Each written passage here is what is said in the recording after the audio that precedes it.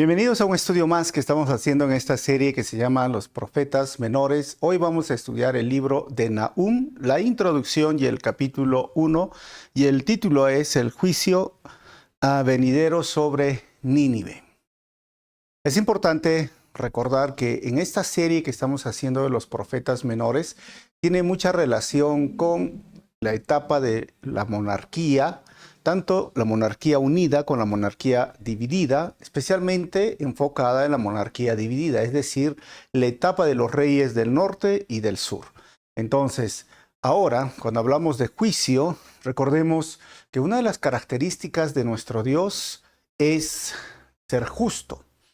Muchas personas lo ven a Dios como el Dios lleno de amor y misericordia, que sí lo es, pero también es el Dios justo.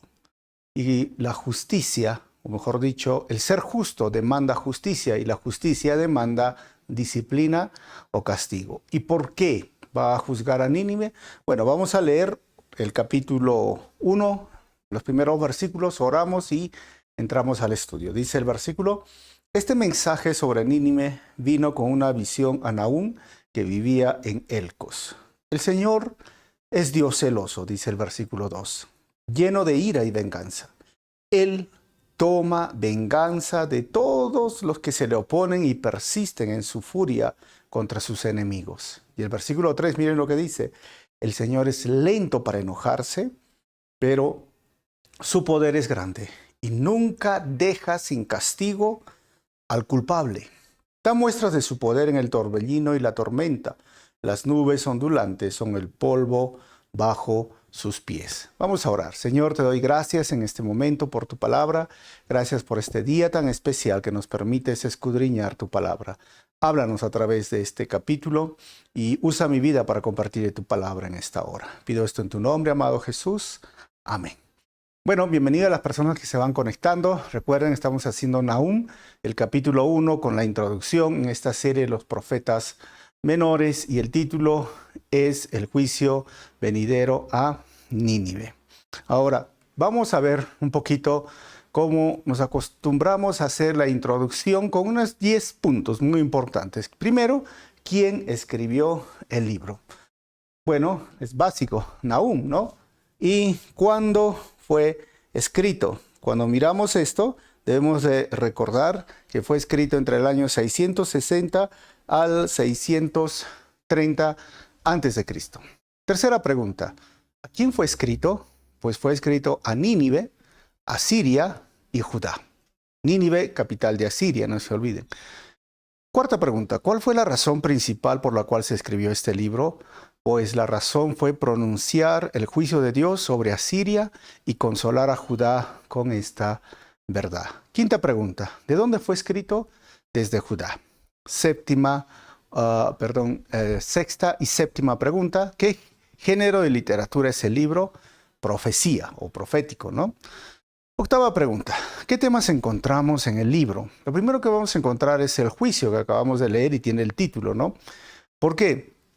Porque nos muestra que el instrumento de la destrucción de Nínive, este juicio a Nínive, sería Dios mismo.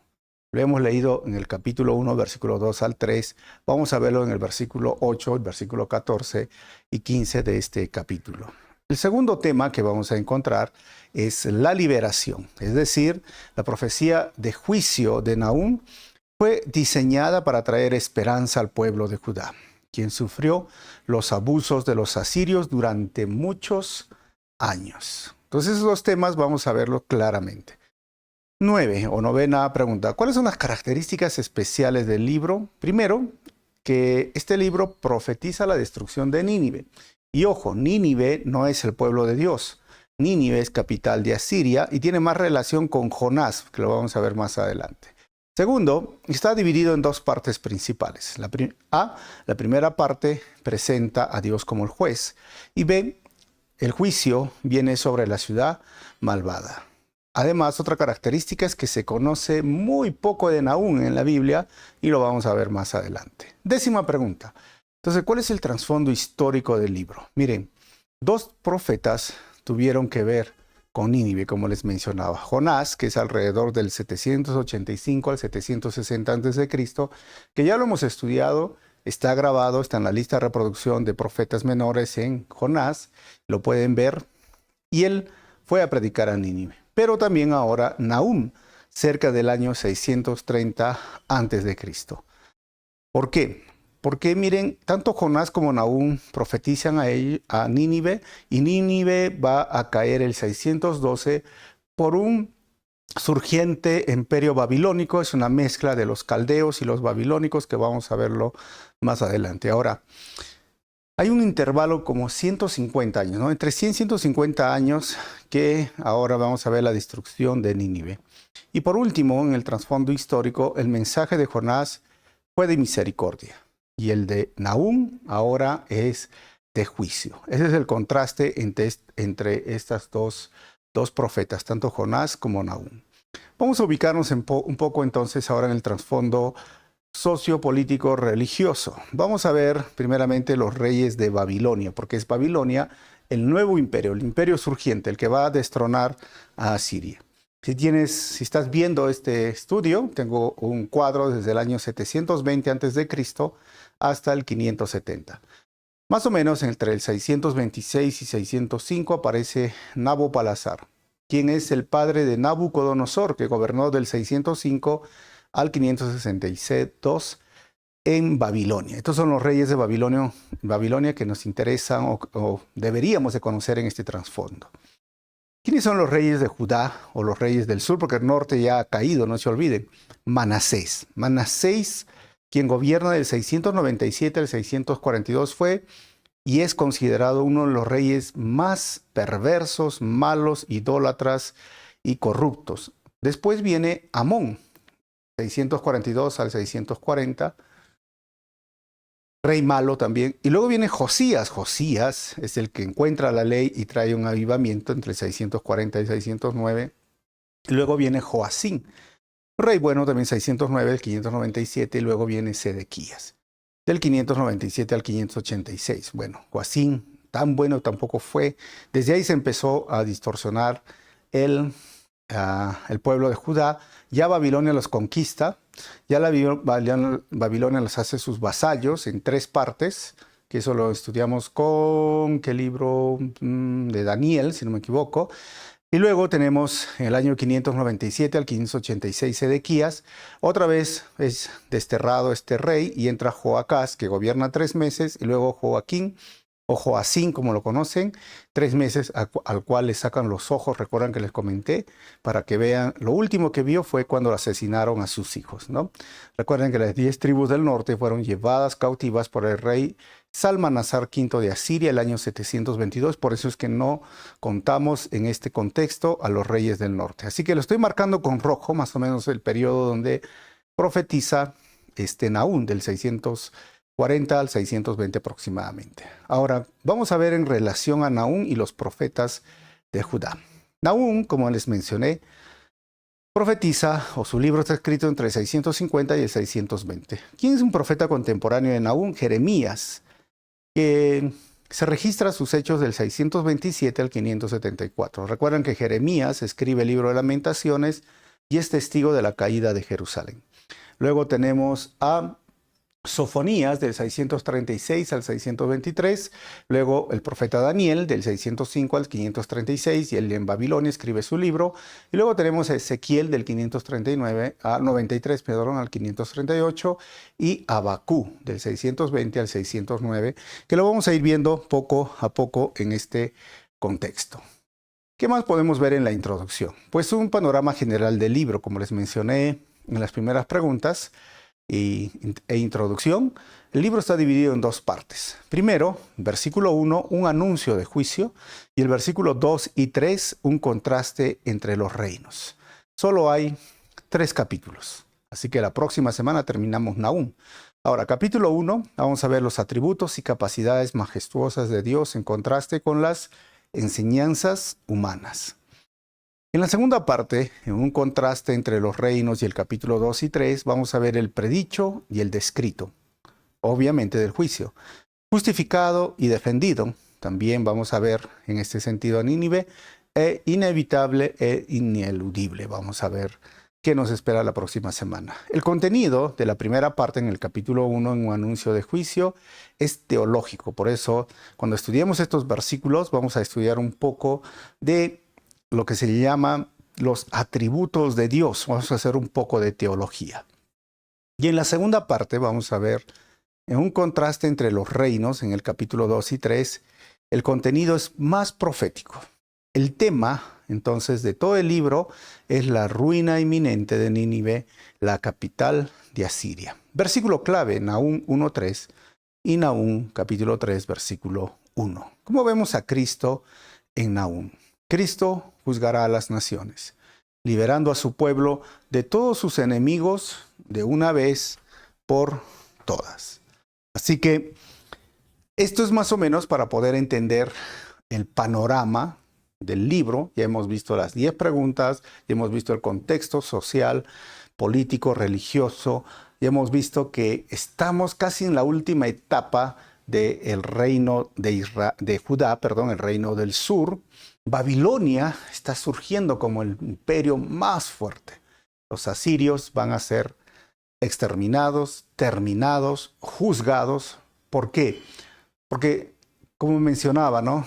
Recibieron misericordia. Cuando Dios quiso destruir Nínive, Jonás predicó, ellos se arrepintieron, pero ahora han pasado 100 a 150 años y se han vuelto una nación otra vez perversa, cruel, que han conquistado el norte, pero ahora han venido al sur y especialmente Ezequías ha sufrido en su reino las invasiones, ha sufrido la muerte y pérdida de muchas personas en Israel. Por lo tanto, ahora les toca el juicio.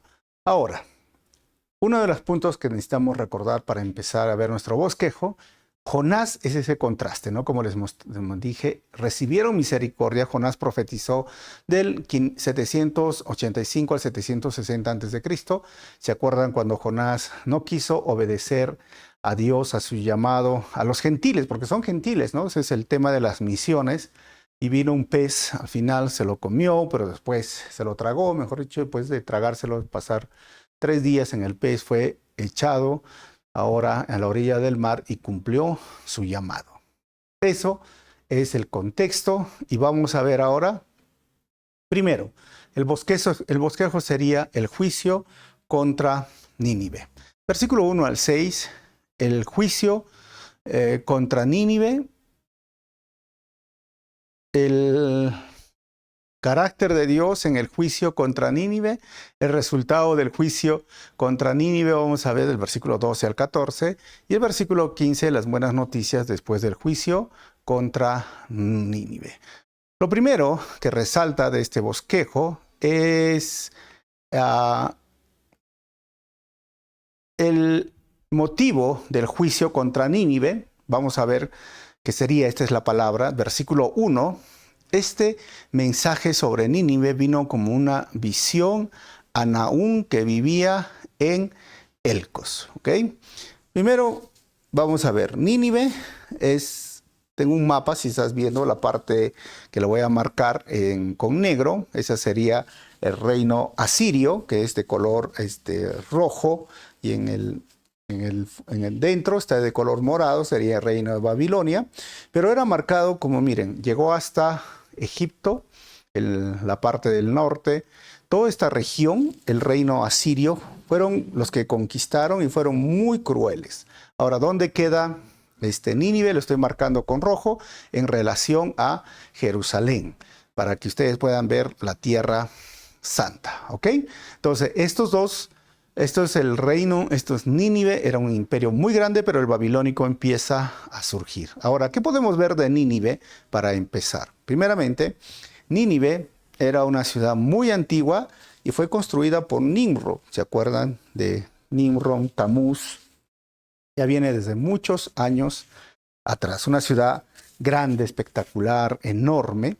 Y fue Nimrod el primer gobernante del imperio mundial, que lo podemos ver en Génesis capítulo 10, versículo 8 al 12. O sea, realmente tiene mucha relevancia este imperio y sobre todo la ciudad de Nínive y Nimrod, que hoy, bueno, es Babilonia, en el contexto. Y después de Jonás, su destrucción llega casi 100 años o 150 años más, ¿no?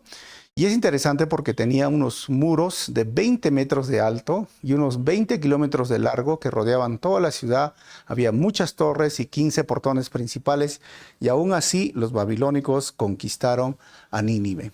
Esta ciudad, que se puede ver, fue reedificada y fortificada por Sennacherib en el año 705 al 586. Decían que era muy difícil de conquistar, pero al final lo conquistaron y es parte ahora de Esardón. En ese tiempo, ¿no? Era el padre de Esardón. Ahora, cuando conquistaron, llegó a ser una ruina, una coalición de babilonios, medos y escitas destruyó a Nínive en una forma tal que cuando Alejandro Magno pasó por el sitio anterior de la ciudad, ¿sabes? No advirtió que ahí había estado Nínive. La profecía de Nahum se cumplió al pie de la letra en el año 612 y hoy hay ruinas, y esta es la parte de Irak. Si quieres conocer un poco, es Irak el día de hoy. Nahum, su nombre significa consolador o compasivo, y lo único que sabemos es que era nativo del pueblo de Elcos. Ahora, una vez que es conquistada, cambian sus colores y esta va a llegar a ser Babilonia, la grande, donde Daniel es deportado con todos sus amigos. ¿Ok? Entonces, ya estamos entrando de lleno en el estudio, el contexto. Ya sabemos lo poco que sabemos de Nahum, pero también de Nínive. ¿Qué relevancia tiene desde el libro de Génesis? Y aún no solamente en la relevancia como ciudad, sino como símbolo de la idolatría. Desde Nimrod, Tamuz o Semiramis, que son aquellos que se fueron considerados la adoración a la madre y al niño, que fueron pasando por todas las culturas, egiptos, árabes, mexicanas, incas. O sea, es increíble, hermanos, cómo llegó la adoración a la madre, al niño, llegó a Grecia, llegó a Roma, y es más, el día de hoy se tiene esa adoración como la madre María y el hijo Jesús, ¿no? Que no ha cambiado de nada, pero surge ahí. Entonces, ahora viene a ser Babilonia y ahora va a ser destruida. Y escuchemos el mensaje porque, como les dije, esta primera parte es muy teológica respecto a lo que es Dios. Versículo 2. Cuando les decía, ¿no? Vamos a ver el carácter de Dios en el juicio. Versículo 2. El Señor es Dios celoso, dice el texto, lleno de ira y venganza. Él toma venganza de todos los que se le oponen y persiste en su furia contra sus enemigos. Acá vamos a un punto muy relevante de la teología. La teología es el estudio acerca de Dios. Y acá vemos sus atributos. Este atributo, muchas veces las personas no lo entienden. Dios es celoso. Lo primero. Lo segundo es que Dios tiene ira, está lleno de ira y venganza. Y no solo es en el Antiguo Testamento. Pablo dice en Romanos capítulo 1 que la ira de Dios está encendida sobre la humanidad. Y luego dice que Él toma venganza, el Dios vengativo. ¿Cómo? O sea, pareciera que no es el Dios de la Biblia, no es el Dios que solamente es amor y misericordia. El tema es que muchas personas no están predicando de esto, no están enseñando, y es más, no quieren conocer, no quieren escuchar esto, porque el ser humano prefiere escuchar Dios te ama y Dios tiene un plan maravilloso para ti. Entonces, como es egocéntrico, el ser humano quiere escuchar eso, ¿no? ¿Sabes? O sea, Dios me ama. Dios tiene un plan para mí. Decimos popularmente como que soy la última Coca-Cola del desierto, no sé, la última Pepsi del desierto, la última bebida del desierto. O sea, yo merezco ser amado. A mí me tienen que amar. Dios me ama. ¿Y sabes qué? Dios tiene un plan maravilloso. Pero cuando escuchamos, Dios está airado, ¿sabes? Dios es celoso, Dios es vengativo contra aquellos que se le oponen. Uy, el ser humano no quiere escuchar que Dios está airado conmigo. ¿Por qué tendría que estar enojado conmigo si yo soy buena persona? Es lo que piensa el pecador. Todos somos enemigos de Dios. Y si tú eres enemigo de Dios, Dios está irado contigo. La Biblia dice que no hay ningún hombre bueno en este mundo. Eso no le gusta escuchar al pecador, no le gusta escuchar al ser humano, pero vamos a ver de qué se trata esto. Lo primero, cuando miramos, el Señor es Dios celoso. Cuando Dios ejerce este atributo de ser celoso, hay algunos ejemplos, cómo actúa y cómo obra en este atributo, en esta característica de Dios. Primero, es cuando Dios protege a su pueblo de sus enemigos, porque obviamente los aprecia, los ama y los quiere y los protege. Por eso es un Dios celoso. Segundo, cuando Dios ahora disciplina a sus hijos para demostrar su amor y cuidado, como lo disciplinó al reino del norte y al reino del sur, los va a disciplinar.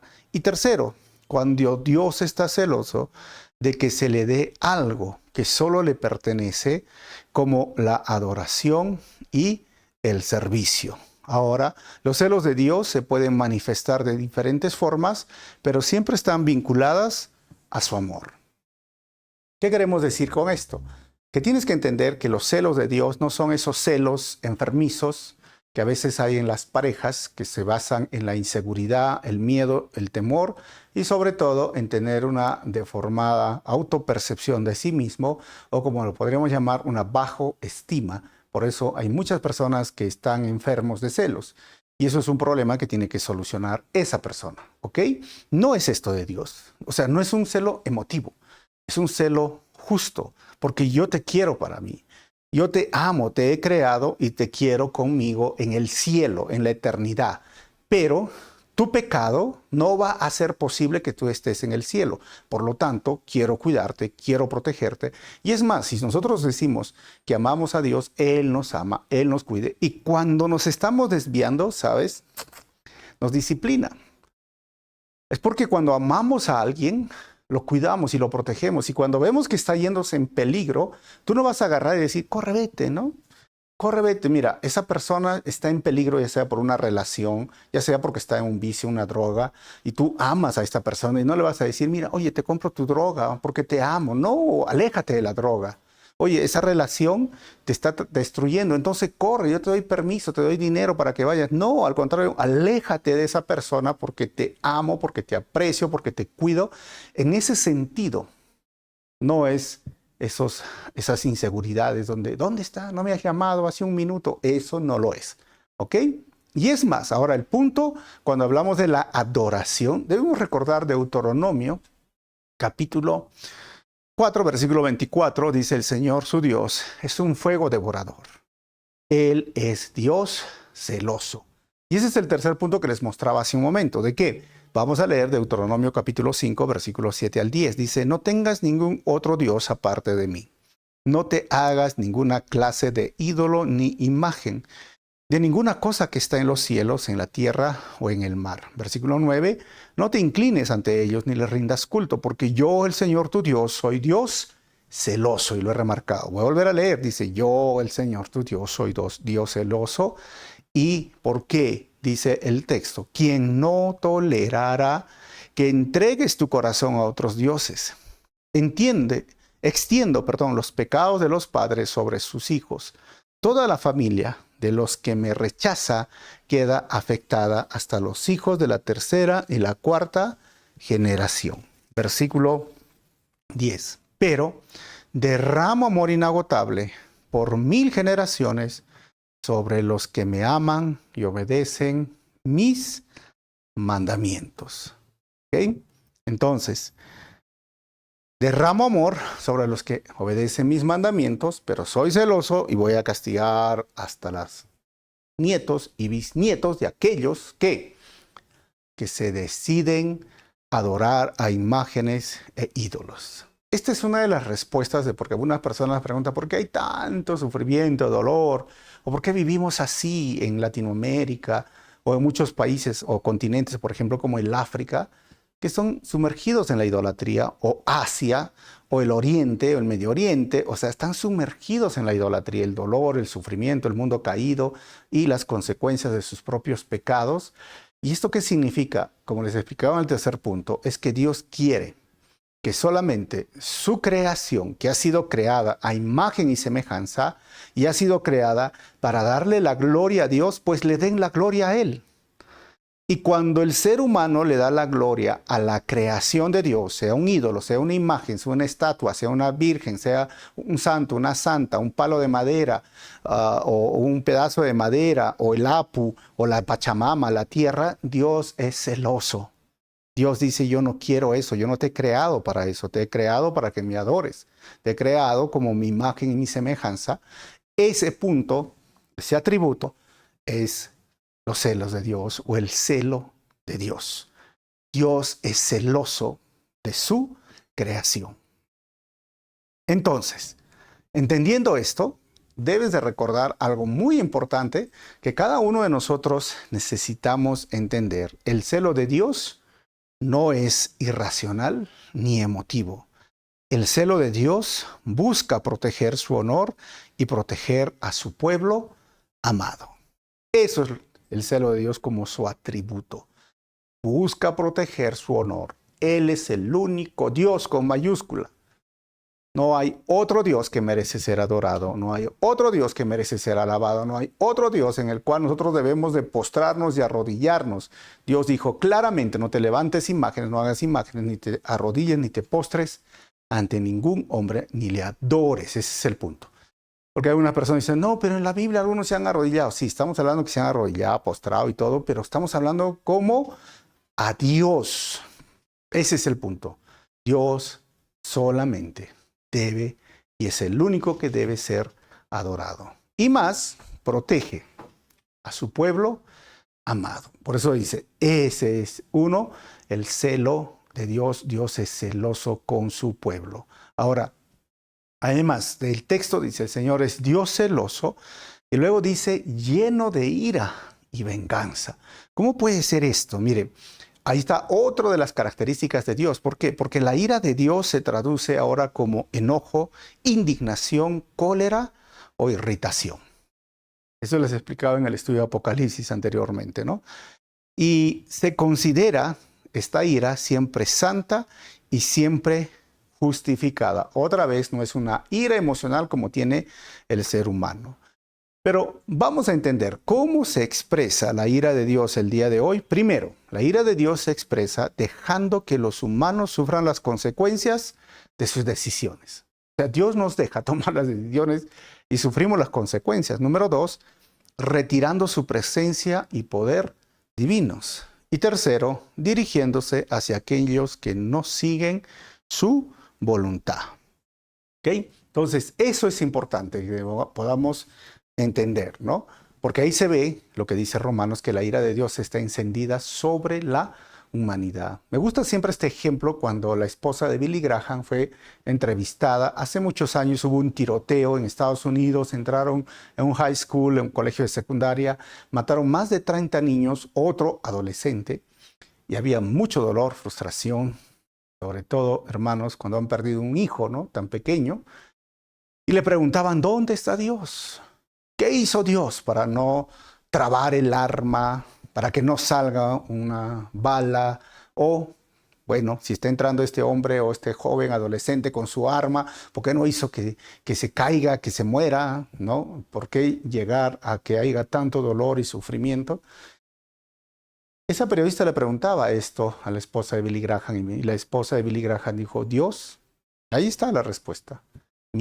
Estaba mirando con dolor lo que estaba sucediendo, pero no podía hacer nada porque ustedes, Estados Unidos, desde las escuelas, han votado a Dios. De las escuelas les han dicho no más oración, no más lectura de la Biblia. Por lo tanto, esta es una muestra cuando Dios actúa con ira, que deja que el hombre haga lo que quiere hacer. No va a intervenir.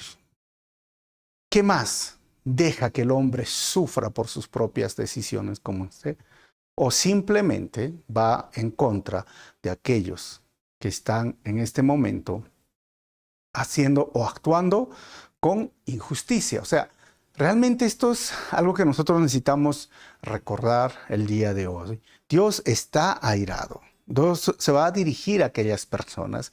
Y recuerda muy bien, hermanos, que la ira de Dios, al final, la ira de Dios es una respuesta justa a la maldad humana, motivada por su amor y justicia. Eso es. Por eso si lees Romanos, cuando tenemos también grabado el estudio de Romanos, busquen la lista de reproducción. Dios dice, Pablo dice de Dios que todo lo que es la imagen, la esencia, el poder de Dios, se hace, es en un sentido invisible, pero se hace visible por medio de las cosas hechas. O sea, Dios es espíritu, no lo podemos ver, pero dice Pablo, se hace visible por medio de la creación. Cuando miras el sol, la luna, las estrellas o el cielo, o cuando te miras a un espejo, o cuando miras el cuerpo humano, o cuando miras el sistema nervioso, el sistema óseo, o cuando miras el cerebro, cuando miras cómo funciona, cómo se reproduce una célula mientras estamos hablando. ¿Quién hace esto posible? Es Dios. O sea, se hace claramente visible por medio de las cosas creadas. Pero también dice que la ira de Dios se ha sido encendida. ¿Por qué? Porque los hombres prefirieron adorar a la creación antes que al creador. Y cambiaron inclusive lo que estamos viviendo, ¿no? El uso natural, es decir, la sexualidad, lo han pervertido. Por eso Dios los ha dejado. O sea, Romanos dice, los ha dejado hacer lo que quieran hacer. ¿Para qué? Para que sufran las consecuencias de sus propias decisiones. No es que Dios se deleita en su ira, pero es una respuesta justa, divina, frente a la maldad del ser humano. Ahora, ¿qué tiene que ver esto con lo que estamos estudiando?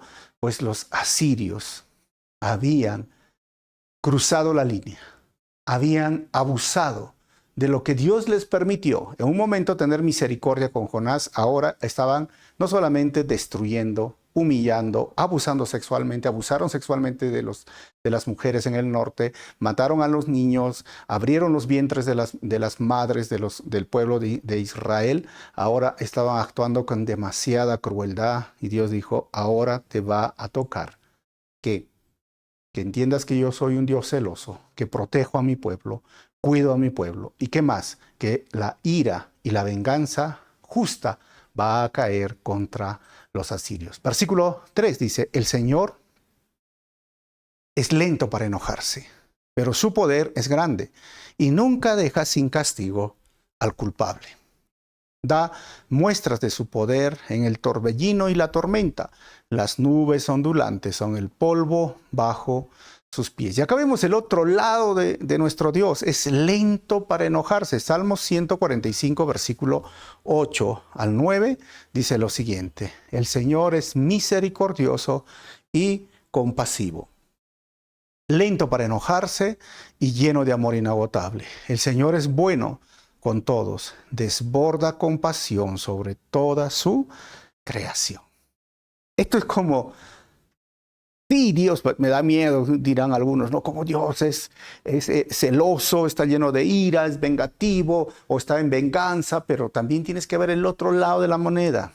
Es lento para la ira, es grande en misericordia, es bondadoso. O sea, eso es ver los atributos de Dios. Es ver como un todo, no como algo único. ¿Por qué? Porque muchas personas miran al Dios amoroso. Y Dios es amoroso, pero también Dios es fuego consumidor. Algunas personas dicen, pero ¿tú quién eres para juzgarme? Si Jesucito estaría acá, me amaría así como soy. No, Jesucito te ama y lo mostró en la cruz nuestro Señor Jesús. Pero, ¿sabes? Tú tienes que arrepentirte y pedirle perdón. Tienes que buscar la misericordia de Dios porque eres pecador, has nacido en pecado y lo único que haces es hacer pecado. Porque algunas personas se justifican, pero yo nací así. ¿Sabes qué? La Biblia dice que todos necesitan nacer de nuevo. Todos necesitamos cambiar nuestra manera de vivir, cambiar nuestra manera de pensar, cambiar nuestros deseos y voluntad y someternos a la voluntad de Dios. Eso es la bondad. Eso es que Dios es lento para la ira, lento para enojarse. ¿Qué significa? Que los soportó no un día, no una semana, no un mes, no un año, más de 100 años a los asirios. 150 años.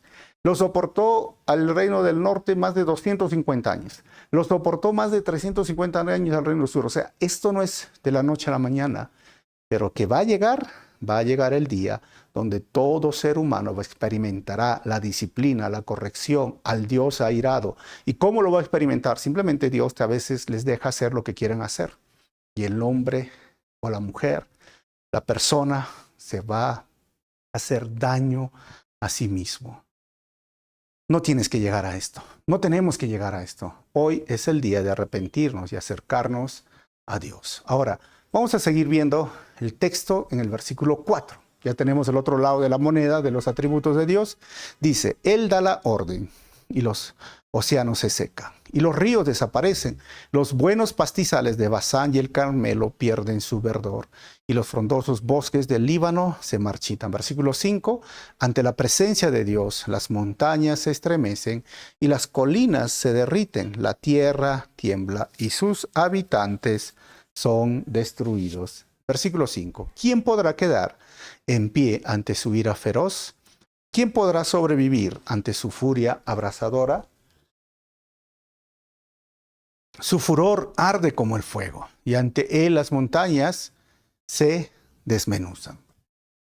Y aquí vemos algo muy interesante, porque nos muestra el otro lado. Sí, Dios celoso, ira, venganza, pero Dios es lento para enojarse, pero también Dios es grande. Dios es poderoso, Dios es el creador del universo, Dios no solamente es el poderoso, es el todopoderoso, el soberano. No lo puedes desafiar a Dios, no puedes ir en contra de aquel que te creó, de aquel que tiene control de todo. Es triste a veces cuando el ser humano quiere ir en contra de los principios de Dios, quiere destruir la Biblia, la palabra de Dios, quiere sacar a Dios de su vida, no lo va a poder hacer. No podemos desafiar a Dios. Una de las partes o de las historias que tenemos sobre desafíos a Dios, mira, ¿cuántos se acuerdan del Titanic? Hay muchos, pero por el tiempo, creo que uno de los más conocidos, el dueño del Titanic dijo, ni Dios puede destruir a este barco. Pruébame, diría Dios, ¿no? Agarró, hermanos, no llegó no llegó a su destino. Ustedes conocen esta historia. El Titanic, que decía que ni Dios, tengo una imagen que te muestra, a ver, Dios, pruébame, ¿no? Y simplemente puso, y todo se cayó. Proverbios, versículo 16, capítulo 16, versículo 18, dice, el orgullo va delante de la destrucción y la arrogancia antes de la caída. Es más, recordar muchas personas. El expresidente de Venezuela desafió a Dios y a los pocos meses cayó con una enfermedad, un cáncer, y no sobrevivió. Muchas personas en toda la historia cansaríamos. A veces el ser humano es orgulloso, el ser humano es soberbio, el ser humano se quiere volver enemigo de Dios. No lo van a poder hacer. Los ateos, los gnósticos o muchas otras personas, ya sean activistas LGTBI, que quieren irse en contra de Dios, van a perder. ¿Por qué? Porque Dios es fuego consumidor, Dios es el soberano. Y sabes, sus ideas y los demás, todo eso va a padecer y Dios va a seguir siempre en pie. Recuerdo, muchas veces aún en la edad media había Voltaire, más o menos decía, que en 50 años el cristianismo va a desaparecer porque la ciencia está entrando. ¿Y sabes qué pasó? Él murió y su casa fue usada para poner una imprenta. ¿Y que se empezaron a imprimir? Biblias. Y la Biblia sigue hasta el día de hoy. Así que recuerda muy bien, hermano, hermana, amigo que estás escuchando, ninguna persona sobre la tierra puede desafiar al todopoderoso Dios, creador del universo, y quedar impune. Ninguna persona sobre la tierra puede desafiar al todopoderoso Dios. Segunda parte de este estudio, del 7 al 11, el carácter de Dios en el juicio contra Nínive. El Señor es bueno, un refugio seguro cuando llegan dificultades. Él está cerca de los que confían en Él. ¿Te acuerdas? Dios es bueno. Mateo 14, 18 al 31, cuando Pedro se hunde, Dios, nuestro Señor, le da la mano, lo levanta, porque Dios es bueno. Y Pedro Le dice, nunca te apartes de mí. Versículo 8, pero arrasará a sus enemigos con su inundación arrolladora. Él perseguirá a sus enemigos en la oscuridad de la noche. Y acá vemos y seguimos viendo estos atributos de Dios. El Señor es bueno, no es que sea malo.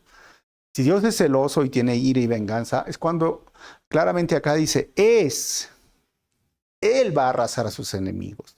Pero cuando se convierten en sus enemigos, quieren irse en contra de Dios, pero sabes, va a mostrar bondad. Él es bueno contra aquellos que le temen y se humillan ante Él. O sea, esto es algo muy, muy claro en este primer capítulo, que Dios será un refugio seguro en tiempos de dificultad a sus hijos, y a sus enemigos los arrasará. ¿Depende de qué? Depende de tu relación con Él. Si eres su hijo o si eres su enemigo. Versículo 9. ¿Por qué traman contra el Señor? Él los destruirá de un golpe. No necesitará golpear 2 veces. 10. Sus enemigos enredados como espinos y tambaleantes como borrachos serán quemados como hierba seca en el campo. 11. ¿Quién es este perverso consejero tuyo que maquina el mal contra el Señor? ¿De quién está hablando? Son estos reyes asirios que pensaban que iba a ir en contra de Dios. Primero, podría ser Asurbanipal, que gobernó del 669 al 627, rey de Asiria durante la mayor parte de la vida de Nahum, y quien llevó a Asiria a la cumbre de su poder. Segundo, podría ser Sennacherib, que estuvo del 705 al 681, quien abiertamente desafió a Dios. Eso lo puedes ver en 2 de Reyes 18, 13 al 35, llevando a cabo una rebelión en contra de Dios. O simplemente puede ser ningún rey en particular, sino la malvada monarquía en su totalidad. Pero Dios va directo contra ellos. Ahora, tercera parte, 12 al 14, el resultado del juicio contra Nínive. Eso es lo que dice el Señor. Aunque los asirios tienen muchos aliados, serán destruidos y desaparecerán. Oh pueblo mío, yo te castigué anteriormente, pero no te volveré a castigar. 13. Ahora romperé el yugo de esclavitud de tu cuello y te quitaré las cadenas de opresión asiria. 14. Esto es lo que dice el Señor acerca de Nínive, la ciudad de los asirios. No tendrás más hijos para perpetuar tu nombre. Destruiré todos los ídolos en los templos de tus dioses. Estoy preparando una tumba para ti porque eres despreciable.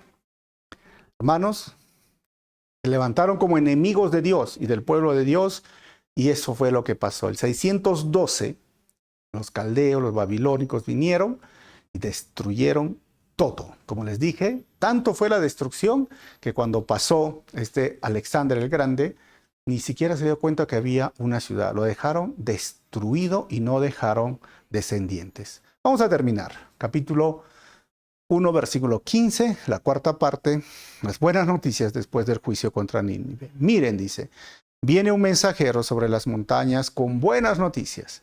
Trae un mensaje de paz. Celebra tus festivales, oh pueblo de Judá, y cumple todos tus votos, porque tus enemigos perversos no volverán a invadir tu tierra, serán destruidos por completo. Es interesante 2 cosas de este versículo. Normalmente podríamos decir que este versículo pertenece al capítulo 2, versículo 1, pero termina con un mensaje de esperanza. Un mensaje que va a ser cumplido cuando nuestro Señor Jesús va a venir y va a instituir su reino y va a morir en una cruz. Hay una buena noticia. Cuando sale Juan, él es Juan el Bautista, es el pregonero de las buenas noticias. Y la buena noticia es que hay salvación para el ser humano. La buena noticia es que no necesitamos ni deberíamos de ser enemigos de Dios, porque Él vino a reconciliar al ser humano con el Padre. ¿Y cómo lo hace? A través de su muerte en la cruz, a través de su sacrificio en la cruz. ¿Y cómo lo sella? ¿Y cómo nos da la garantía de que ya no hay problema, ya no somos enemigos? Él resucita. Y al resucitar nos da ahora la esperanza de que un día vamos a estar con Él, así con ese cuerpo resucitado, por toda la eternidad en el cielo. Él perdona nuestros pecados, limpia nuestros pecados, nos da nueva vida, nos hace sus hijos, nos reconcilia con el Padre, nos adopta como sus hijos, nos santifica, nos purifica, nos declara justos, nos compra a precio de sangre y hoy está a la derecha del Padre como abogado, intercediendo para que terminemos esta carrera, esta vida que tenemos y perseveremos, porque Él nos preserva del pecado y nos hace perseverar para llegar un día a nuestro estado final, que es la glorificación. Él lo hizo todo y esa es la buena noticia. Hermanos, ¿sabes qué? Pareciera que había malas noticias para Asiria y para Judá, pero las buenas noticias siempre llegarán y las malas noticias pasarán. Vamos a terminar con 4 conclusiones de este estudio. Primero, Dios es celoso por nosotros y no de nosotros, o sea, por nosotros, no es celoso de nosotros como esos celos emotivos y enfermizos. Segundo, la ira de Dios es la respuesta justa a la maldad e injusticia del ser humano. Lo que hemos visto hoy el día en este estudio número 3, Dios es un refugio en tiempos de adversidad a quienes le temen y es como un torbellino arrasador a quienes maquinan el mal contra él o su pueblo. Y número 4, las buenas noticias siempre llegarán a pesar de las malas noticias. Vamos a orar. Señor, te damos gracias por este momento. Gracias porque tú nos muestras que el mismo Dios, lleno de ira, lleno de enojo, lleno de venganza, lleno de celos, celos santos, celos justificados, es el mismo Dios que encontramos en el Nuevo Testamento, pero también eres bueno, eres compasivo, misericordioso, que es lo mismo que vemos en el Nuevo Testamento. Nuestro Señor Jesús dijo, el que me ha visto a mí, ha visto al Padre. Por eso nos acercamos, como dice el escritor de Hebreos, confiadamente a tu trono de gracia, sabiendo que hemos sido perdonados y reconciliados por tu gracia. Por tu misericordia nos mantenemos todos los días, y en este proceso que vivimos de la santificación, tú eres quien va santificándonos, porque tú vives en nosotros. Gracias por todo lo que has hecho, y gracias por esta buena noticia, Señor, de que tú vives en medio nuestro. En tu nombre, Jesús, oramos así, Señor. Amén. El mensaje de sido bendición. No te olvides ponerle un like y dime en cuál de las 4 conclusiones crees y sientes que Dios te está hablando. Nos vemos.